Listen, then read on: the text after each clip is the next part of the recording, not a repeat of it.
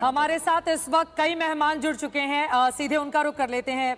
सुरेंद्र सिंह जुड़ गए राजपूत जी। हाँ, और डॉक्टर संबित पात्रा हमारे साथ मौजूद है। भारतीय जनता पार्टी के राष्ट्रीय प्रवक्ता सुरेंद्र सिंह राजपूत कांग्रेस पार्टी से हमारे साथ जुड़ चुके हैं। सत्य प्रकाश मिश्रा जेडीयू के स्पोक्स पर्सन भी हमारे साथ मौजूद हैं और साथ ही डॉक्टर नवल किशोर भी हमारे साथ आरजेडी के स्पोक्स पर्सन जुड़ चुके हैं। बहुत बड़ी मुस्कान सुरेंद्र सिंह राजपूत जी, ये मुस्कान क्या है? ये मुस्कान 32% पर 100 का आंकड़ा आपके गठबंधन को पार कर लेने की मुस्कान है, या आपको उम्मीद है कि ये जो 70% वोटिंग गिनती अभी बाकी है उसमें आप आगे निकल जाएंगे?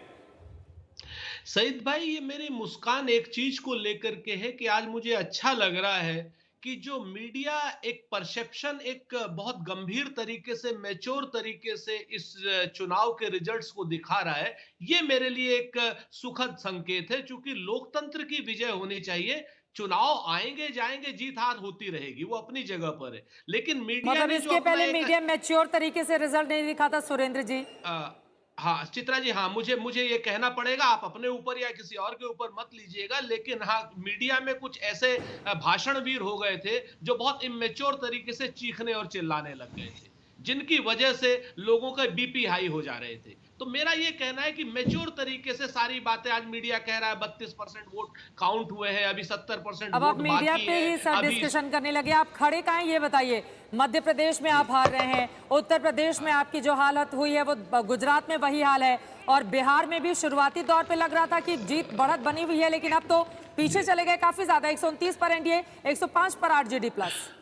अभी तक तो हम लोग 94 के आसपास थे चित्रा, आपको जानकारी थी। अब 105 पे हो गए, धीरे धीरे बढ़ेंगे, आप चिंता मत कीजिए। अच्छा, मध्य प्रदेश का भी बता दीजिए ना। मध्य प्रदेश में तो पूरी ताकत आपने झोंक दी थी सुरेंद्र जी, वहां तो 8 पर सिमट गए। वहां तो एग्जिट पोल में फिर भी आपको 10 से 12 बता रहे थे, आप 8 पर रुक गए वहां पर। निश्चित तौर पर मध्य प्रदेश हम लोग चुनाव पूरी तरीके से हमारी आशा के अनुरूप नहीं रहा है, और इसके कारणों को खोजना पड़ेगा, और कहीं ना कहीं ये बात जरूर हम लोगों को सालेगी कि मध्य प्रदेश हम इस तरीके से हारे हैं। इसकी उम्मीद हमें भी नहीं थी, इसको हम स्वीकार करते हैं। ये तो बिहार में भी तो यही हुआ ना। बिहार में तो आप पिछली बार से भी कम हैं। बिहार में कांग्रेस को जबरदस्त नुकसान हो रहा है अभी तक।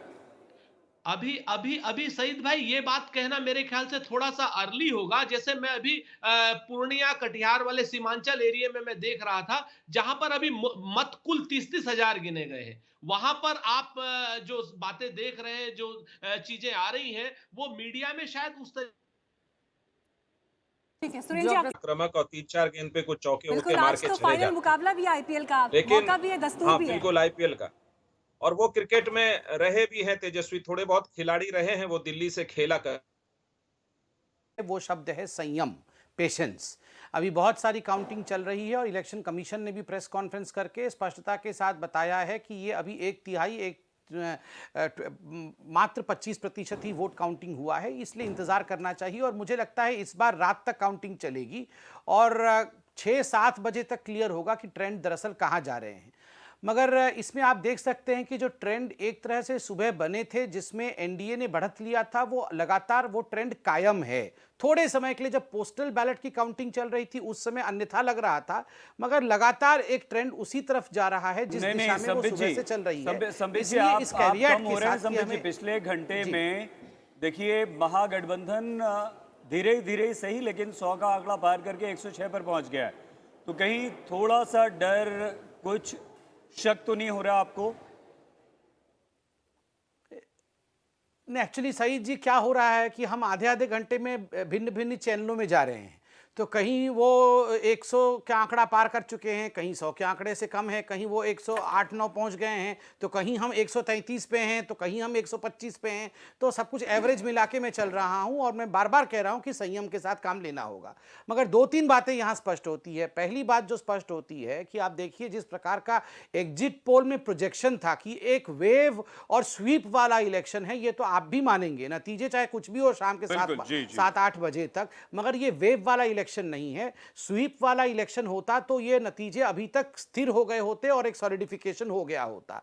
दूसरी बात यहां बताई जा रही थी, क्योंकि मैं आरजेडी के प्रवक्ताओं को भी सुन रहा हूं, कांग्रेस के प्रवक्ताओं को सुन रहा हूं, वो कह रहे हैं कि अभी तो अर्बन सीट के और सेमी अर्बन सीट के